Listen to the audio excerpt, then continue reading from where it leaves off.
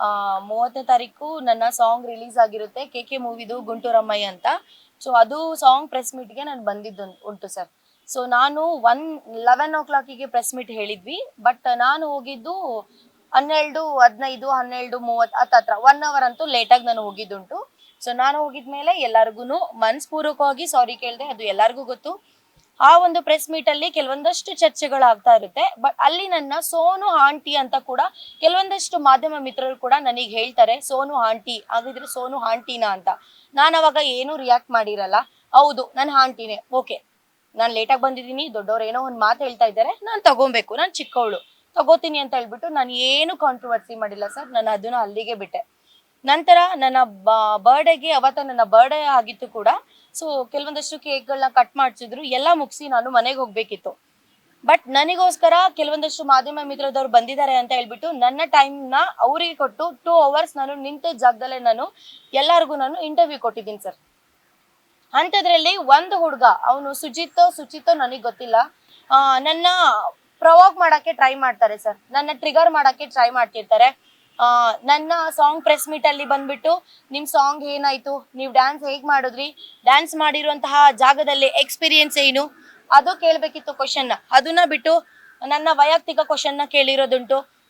ನಿನ್ನ boy friend ಹೇಗ್ ಸತ್ತ, ನಿನ್ ಬಾಯ್ ಫ್ರೆಂಡ್ ನಿನಗೆ ಹೇಗ್ ಮೋಸ ಮಾಡ್ದ, ನಿನಗೆ ಮೋಸ ಮಾಡಿದಾನಲ್ಲ ಬಾಯ್ ಫ್ರೆಂಡ್, ಆ ಒಂದು ಹುಡುಗನ ಬಗ್ಗೆ ನೀನ್ ಏನ್ ಹೇಳ್ತೀಯಾ.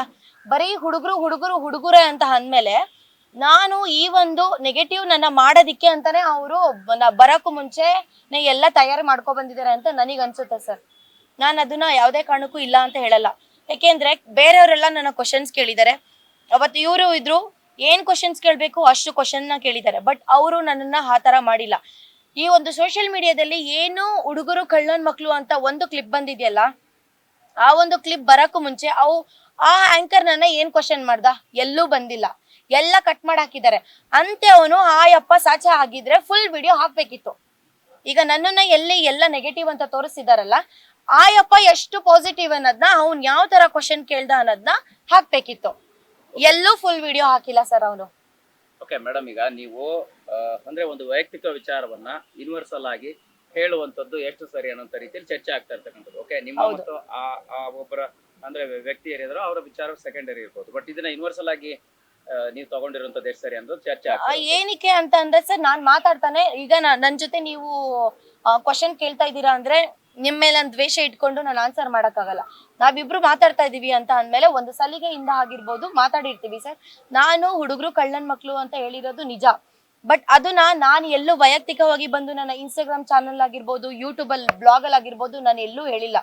ನನ್ನ ಇಂಟರ್ವ್ಯೂ ಅಲ್ಲಿ ನನ್ನ ಟ್ರಿಗರ್ ಮಾಡಿದ್ದಂತಹ ನನಗೆ ನನ್ನ ವೈಯಕ್ತಿಕವಾಗಿ ಏನ್ ಎಕ್ಸ್ಪೀರಿಯನ್ಸ್ ಆಗಿದೆ, ಹುಡುಗರ ಬಗ್ಗೆ ನಿಮಗೆ ಏನ್ ಎಕ್ಸ್ಪೀರಿಯನ್ಸ್ ಇದೆ ಅಂತ ಕೇಳಿದಾಗ ನಾನು ಕಳ್ಳನ್ ಮಕ್ಳು ಅಂತ ಹೇಳಿದ್ದುಂಟು.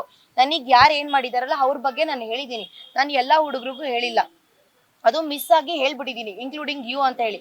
ಆ ಒಂದು ವಿಷಯಕ್ಕೆ ಯಪ್ಪ ಅಷ್ಟು ಮಾಡಿರ್ಬಹುದೇನೋ, ನನಗದು ಗೊತ್ತಿಲ್ಲ. ಈಗ ನೀವು ಇನ್ಕ್ಲೂಡಿಂಗ್ ಯು ಅಂತ ಹೇಳಿರೋದು ಕೂಡ ತಪ್ಪಲ್ವಾ? ಎಕ್ಸಾಕ್ಟ್ಲಿ ಸರ್, ನಾನು ತಪ್ಪಂತ ಹೇಳ್ತಿಲ್ಲ. ಹೌದು, ನಾನು ಬಗೆಹರಿಸಬಹುದಿತ್ತು. ಆ ರೀತಿ ಹೇಳಿದೀನಿ ಸರ್. ಅದಾದ ನೀವು ದೂರ ಕೊಡುವಂತದ್ದು ಮಟ್ಟಕ್ಕೆ ಹೋಗ್ಬೇಕಿತ್ತ ಸರ್. ಏನಕ್ಕೆ ಅಂತ ಅಂದ್ಮೇಲೆ ಹುಡುಗರು ಕಳ್ಳನ್ ಮಕ್ಳು ಇನ್ಕ್ಲೂಡಿಂಗ್ ಯು ಅಂತ ಅಂದ್ಮೇಲೆ ಅಷ್ಟಕ್ಕೆ ಬಿಟ್ಟಿದ್ರೆ ನಂದು ತಪ್ಪಾಗ್ತಿತ್ತು. ನಾನು ಹೇಳಿದೀನಿ, ಹುಡುಗರು ಸರಿ ಇದ್ರೆ ಹುಡುಗಿರ್ ಸರಿ ಇರಲ್ಲ, ಹುಡುಗಿರ್ ಸರಿ ಇದ್ರೆ ಹುಡುಗರು ಸರಿ ಇರಲ್ಲ, ಇಬ್ರು ಸರಿ ಇದ್ರೆ ದೇವ್ರೆ ಸರಿ ಇರಲ್ಲ ಅಂತ ನಾನು ಈ ಸ್ಟೇಟ್ಮೆಂಟ್ ನ ಪಾಸ್ ಮಾಡಿದೀನಿ ಸರ್. ಯಪ್ಪ ಎಲ್ಲೂ ಹಾಕಿಲ್ಲ, ಇದನ್ನ ಈ ಸ್ಟೇಟ್ಮೆಂಟ್ ಎಲ್ಲೂ ಹಾಕಿಲ್ಲ ಸರ್. ಬೇಕಿದ್ರೆ ನಾನು ಆ ಸ್ಟೇಟ್ಮೆಂಟ್ ನಿಮ್ಗೆ ಇವಾಗ್ಲೇ ತೋರಿಸ್ತೀನಿ.